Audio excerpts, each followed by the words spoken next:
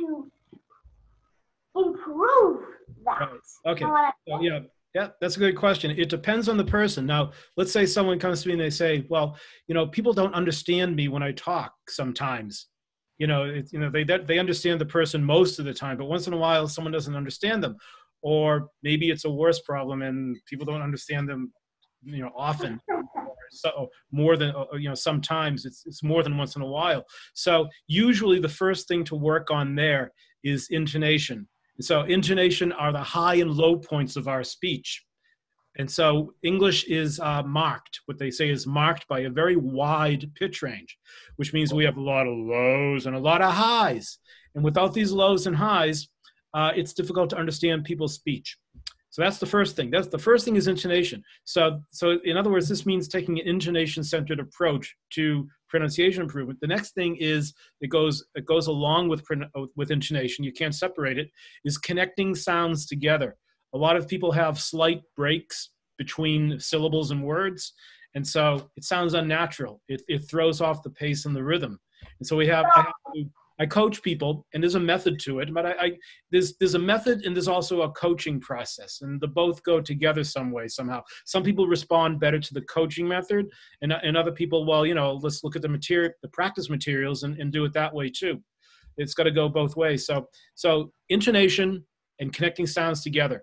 Those are the two most important things for pronunciation, usually, if someone doesn't understand what you're saying. But there's a second type of person too, and that's the type of person that has no problem being understood, no problem at all, but they still want to sound more like they're American, or they or at least speak with fewer pronunciation errors. So they've got pronunciation errors, but they want to improve them and try to sound as American as possible. So let me ask you this. What would you say is a proper mindset to overcome challenges? How do you have to keep your mind?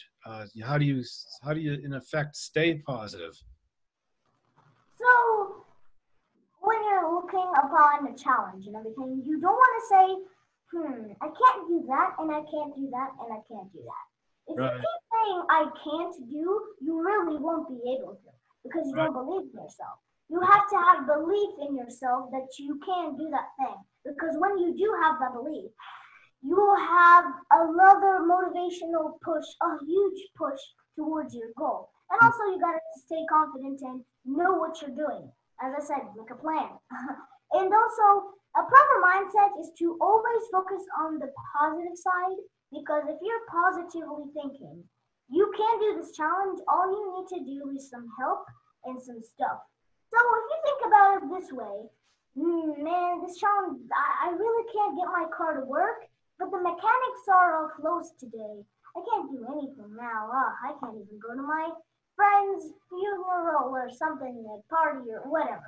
Right. So if you think about it like that, you're like, well, confidence, just stay in the bag, will ya? Don't come out. But if you think of it in a positive way, like, so everybody's closed, but let me see, maybe I can call my friend, maybe he knows a mechanic, or if not, I can just fix it myself by using YouTube, because I really got to attend to my friend, and he's a really good person. So if you think of it in a good way, just be flexible with your thinking in a good way. That's basically it. Okay, sounds good.